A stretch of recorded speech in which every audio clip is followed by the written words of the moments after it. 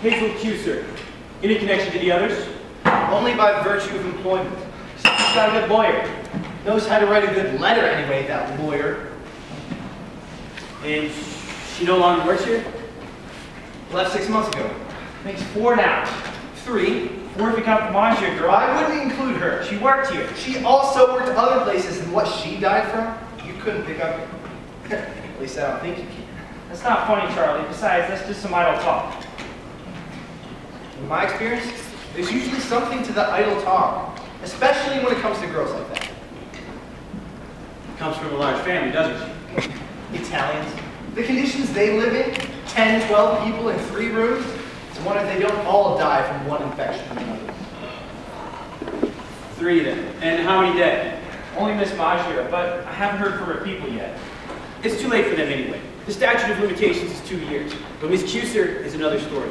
She's in a real position to make some trouble. In all my time here, no one so much as slipped on the floor, and now this? We're talking about 4 girls out of how many hundreds that we've employed? 600, 700 over the years. And some of them were sick when they got here. One girl you hired was a complete cripple, couldn't even climb the stairs.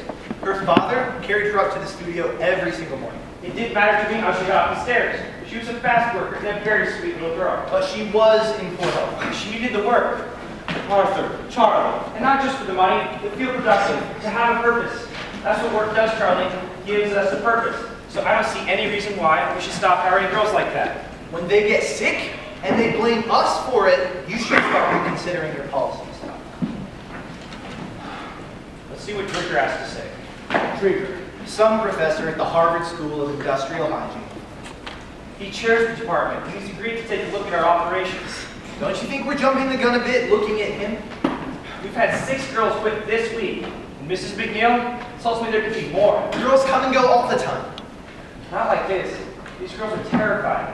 We've got to do something to calm them. Letting Drinker examine that sounds like a recipe not to call them for mass hysteria.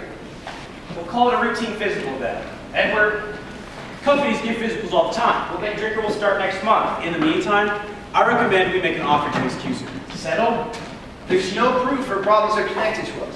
If she sues, believe me, you two won't like the publicity it brings, and neither will your investors. You think this will affect the stock offer? Don't you? Wonderful. Open at 30 and close at 10. Or not open at all.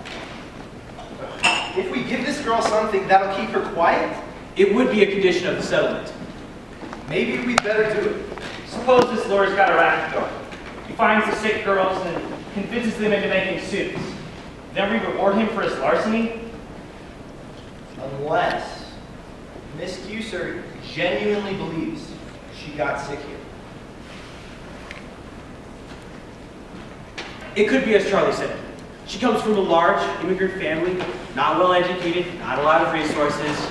A few $100s would make an immeasurable difference. Exactly.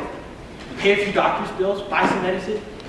And from the sound of this letter, I don't think the girl has long to live anyways. So it'd be a gesture of decency then. Certainly. How much do you think we could offer?